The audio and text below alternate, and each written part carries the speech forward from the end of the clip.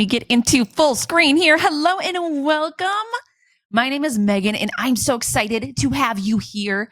I read this book, Atomic Habits, a few years ago. It was great. I reread it recently, and it just was so inspirational at this point in my life. And I wanted to bring some of this learning to you. It's a great book. And if you want to go, I highly suggest reading this. If you want to work on building good habits, breaking bad habits, highly suggest this book. But here is the snippet that I took away that's so powerful for learning with our kids at home. Because if you're like me, I don't want to spend hours and hours with my kids. I don't want to be battling with my kids or convincing, you know, that mode where you're in, where you're like, please, just one page, just one word. I've been there. I've done that. I don't want to do that anymore. And this 4-step hack, these 4 things are super powerful in shifting into a place where learning can be joyful and learning can be quick. Because, you know, we don't have that much time with our kids, especially when they go to school. We might only have a few hours at night with them. We don't want to spend lots and lots of time working on learning, but we still want to help them, especially if you have a kiddo that's maybe struggling a little bit. You need to give them that little extra TLC to their education. This is just a great method, no matter what, that applies to more than learning, but I put my little spin on it, my little reading spin for moms, for parents. So I hope this is really helpful. Let's jump into these 4 steps right now. The first step, cue. You're going to want a signal, whether it's visual or auditory, to tell you time to learn, to switch gears, to switch your mindsets, yours and your child's. So now we're thinking it's not just you involved, right? And it's not your child involved, just your child. It's both of you.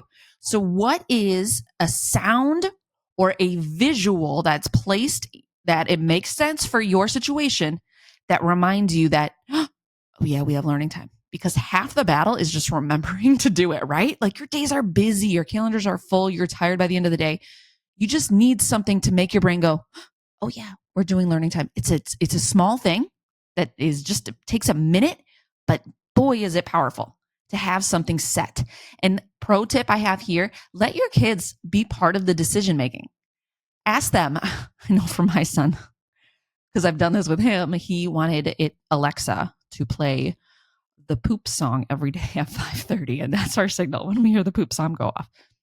Ridiculous, right? But it works and it gets us laughing and smiling. And we know when we hear that, we switch gears and we start learning. So having something to remind you and your child, a visual, one example would be if you're going to do learning time after dinner and you always put the dishes away in your dishwasher. Maybe you have a little picture on your dishwasher that you put a magnet on or you tape it on there or something that has a book or has a signal that you know when you see this thing, it can be anything, you know that means it's learning time. Something like that. So that's step 1, easy, right? Like it really takes no time once you have it set up. You can have Alexa or your phone, have an alarm on your phone. Be something really simple. Takes no time to set up and you're good to go. The second one, this one you want to think about for a little. This one's really important because when we have a purpose to do something, it makes us much more likely to do it. And it can get us going on those days that we know maybe we're not going to be in the mood or our kids are going to resist. Having the purpose and being able to say it to ourselves and say it to our kids is going to help with the motivation in getting it going. Okay. So I want you to think of both your purpose. Your purpose is probably going to be a little bit deeper than your kid's purpose. Your children might have a more shallow purpose. They might have a certain book they want to read, or maybe they want to be able to read their video games on their own, or maybe they just want to be in chapter books like their friends. Your purpose might be deeper. Like, I want my child to be able to go to a great college one day. I want my child to feel really comfortable at school. I don't want them to feel like they're behind or feel like they're not smart enough. So your purpose and your child's purpose can be different, and it's okay if yours is surface level and theirs is deep. It doesn't matter. But why is helping your kids important? And answer that question for yourself and bring that up in your mind. When you hear that cue, when you see that cue, do a quick reminder in your brain. Say it out loud if you want. It's even more powerful to say it loud. And that's going to help you go, oh, okay, let's do it. Let's do this. And this kind of goes with our third one now, okay? Because we talked a little bit of, I don't want to days is what I call them. I don't want to. There are days I don't want to do it. There are days my son does not want to do it, right? Like there's just days we have lower motivation. It could be for many different reasons. Your energy's low, you didn't sleep good, you had a lot of things going on, and you just don't feel like it. It's normal. Expect it. Expect it. And if you can make the process easy, then you can push past that and get it done. Because at the end of the day, that's what matters. If your child's struggling and you're catching them up, you got to get it done. If you know that your child maybe has some special needs and they're going to need that extra TLC, get it done. So by ease, for example, our program is online. So what a parent can do is they can bookmark, click the little star if you have a Mac. That's what I have. So click the little star on the URL and they have it bookmarked. So they just have to go to the browser, click the link, and they're ready to go. It's like a 2-step process to get right to the learning. So easy. Maybe you could have the materials you're using all bundled up in a spot that's really easy to grab, right? If things are easy to grab, easy to see, if it feels easy, you're more likely to do it. I remember when I was always trying to get in shape, right? You're always trying to get better in shape, whatever. And the best advice I got was to put your workout clothes like on your bed, or even, no, the craziest one was like sleep in your workout clothes. That was the craziest one. Sleep in your workout clothes, because then you're already dressed and you have no excuse not to do it. Like, we have to make it easy so that we don't have an excuse for those don't feel like it days.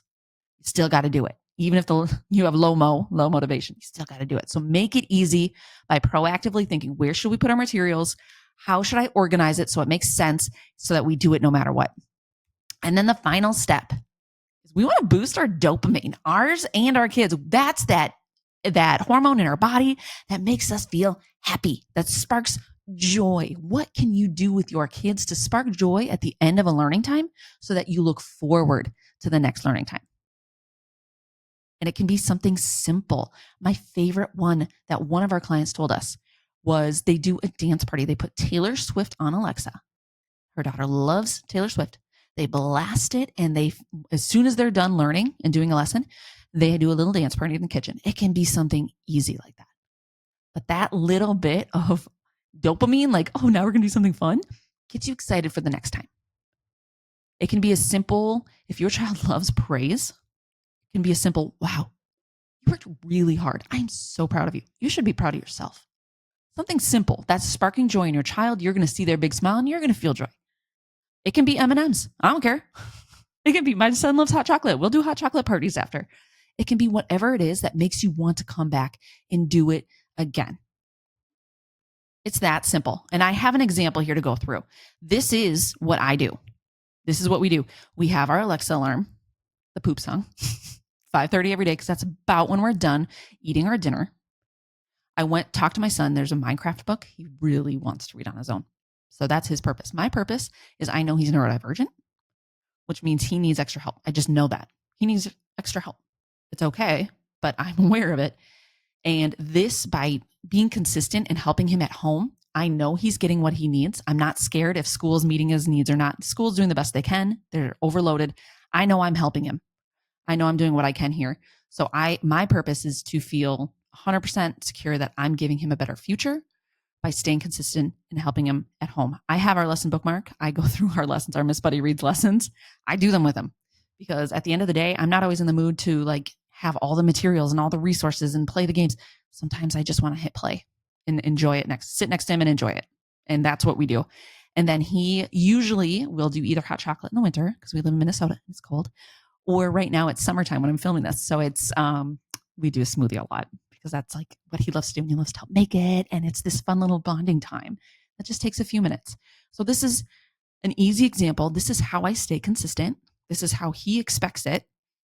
He doesn't fight me anymore as much. I'm not going to say we're perfect. I'm not going to say we're perfect, but there is much less resistance because we have this routine that he was a part of creating that feels easy, that we have a little bit of joy at the end. And it's made it so that we can learn in like 5 to 10 minutes a day. It's like not a big deal. We don't spend hours doing anything. He couldn't physically handle that. He's 6 years old. He can't handle that. You shouldn't be spending hours, even half hours doing things. It should be short, sprinkled in, and consistent. And that's when you're going to see mind-blowing results. And that's what James Clear talks about in this book is those small steps. You're just Just talk about the small steps. So many people want to go from my kid's struggling to my kid's ahead of everybody else. That's not how it works. We're going to take small steps every single day, and they're going to stack up. And before you know it, it's not going to be like this big whack in the face that your kids did are all of a sudden so much better. It's going to be this small growth. And you're going to look back and go, look how far they've come. And it's because you stayed consistent, because you had a system like this where it made it easy and it made it fun for you guys. So this is my 4-step. This is a hack. This is hacking it. So question for you, walking away, and you can pause if you need to and actually write this down. It's so powerful to write, not type even. I mean, if you have to do it, that's fine. That's fine. But pen on paper, it uses different areas in your brain and it really makes it stickier. So I always suggest pen and paper when you can for exercises like this. Here's your exercise. What cue, and I don't know why I have could in there. What could cue our learning time? That makes no sense. I apologize. What cue could we use is what I'm going for. Oh my gosh, it's not like I teach reading or anything. What cue could you use to trigger your learning time? And you can pause, and I want you to write down your ideas, maybe say, chat with my child and we'll figure it out together. Think about your purpose. Why do you want to help your child learn to read or learn math or learn science or learn how to do anything? Why? How is it going to benefit them? And then talk to them. What would be awesome about becoming a stronger reader?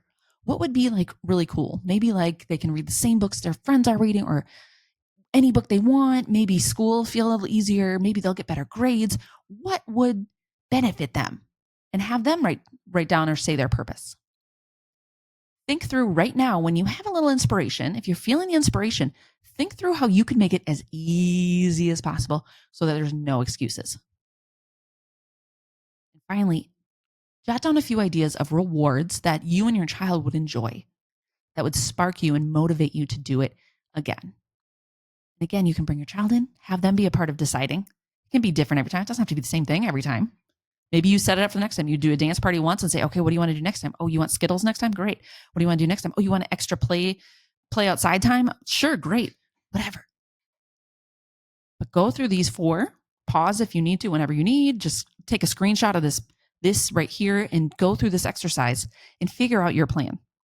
What you still need to know what skills your child is working on. What should you actually be doing during learning time? You still need that. And how do you make that learning time engaging so your kids are excited and engaged while they're learning? We do that for you in our Miss Buddy Reads program. Okay, so if you're looking for a done-for-you version where we give you the assessment, we tell you what skills they need and hand you the lessons, so all you do is hit play. If that sounds like a good option, I'm going to link in the description. I'm going to put a link that you can check it out. So click the link, go and see if it's a good fit, or you can head to our website. We have it listed down there. Either way, check it out. Otherwise, you can ask your child's teacher, say, hey, do you have assessments, or could you tell me what skills to work on with my child?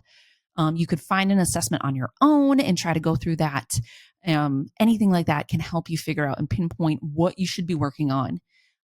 And that's super duper helpful. So check out Miss Buddy Reads if you're interested. Otherwise, get these 4 things going today. You could do this right now, right after I finish talking. Figure these 4 things out and watch yourself stay consistent. Watch your kids stack up their wins every day and become a stronger and stronger reader right before your eyes. It's amazing. So thank you so much for walking. You can tell it's the end when I can't talk anymore. Thank you so much for watching. I appreciate you so much. I'm always here cheering you on. I hope to be a huge support system for your family, whether you work with us directly in our programs or if it's just through the YouTubes or the Instagrams. I hope that this information is helpful in getting your kids moving forward with their education. Have a great day.